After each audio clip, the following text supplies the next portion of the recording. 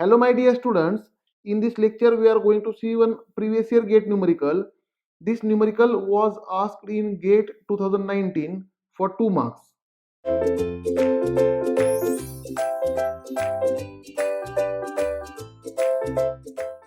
The question is, a spur gear with 20-degree full depth teeth. See here, with reading question we will write given data. 20-degree means pressure angle is 20-degree. With 20-degree full depth teeth is transmitting 20 kilowatt at 200 rad per second.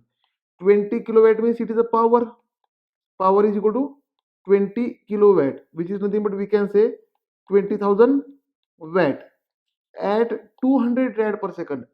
The unit is rad per second means it is a angular velocity. Omega is equal to 200 rad per second. Then the pitch circle diameter of the gear is 100 mm. Here pitch circle diameter is nothing but a D is given 100 mm. Therefore pitch circle radius R will be equal to 100 divided by 2, that is 50 mm. Radius is half of the diameter.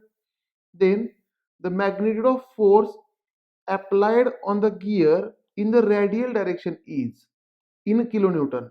They are asking what is the magnitude of force applied in radial direction in kilonewton. This is a question for given data. My dear students, we know that formula for power is equal to 2 pi n t upon 60. But here this 2 pi n upon 60 is nothing but angular velocity omega. Therefore, we can say power is equal to torque into angular velocity omega.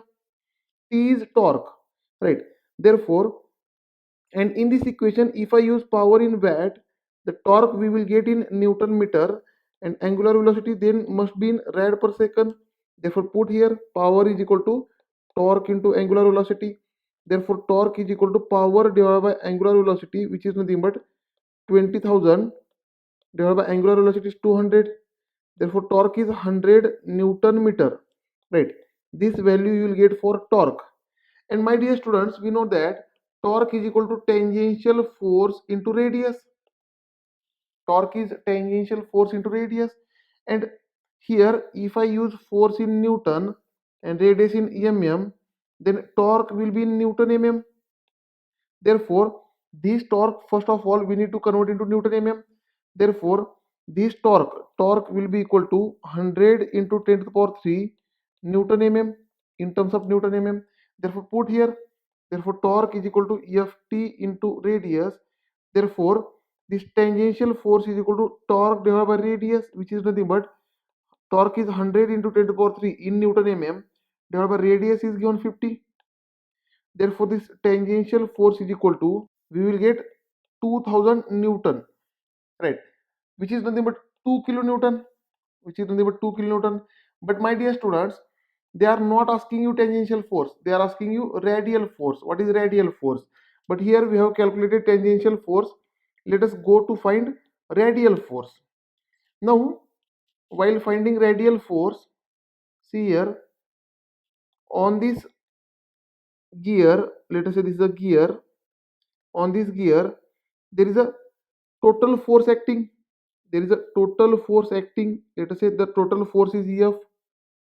Now let us consider on this gear total force is Ef, like this, right? Now this Ef is inclined at angle, pressure angle with tangential force. Here it is Eft, right?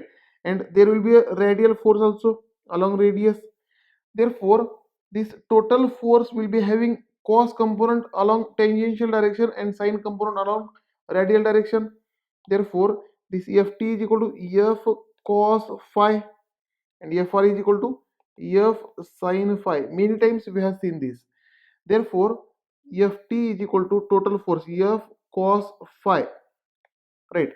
And Fr is F sin phi. Consider Ft divided by Fr. If I consider Ft divided by Fr, then we will get F cos phi divided by F sin phi. Reciprocal of this, if I consider reciprocal, let us say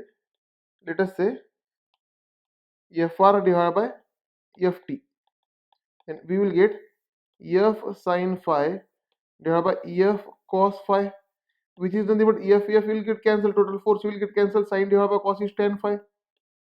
Therefore, radial force is equal to tangential force times tan phi. Now put the values. Tangential force is 2 kilonewton into tan phi is 20 degree. Right. Therefore, if I solve here for radial force, let us solve for radial force, which is question. Therefore, we will get radial force is equal to 0.73 kilonewton, because tangential force we are using in kilonewton. Therefore, radial force will come in kilonewton. Hence, the answer for this question is option A. Correct choice will be option A. Thank you, dear students. In next lecture, we will start new topic.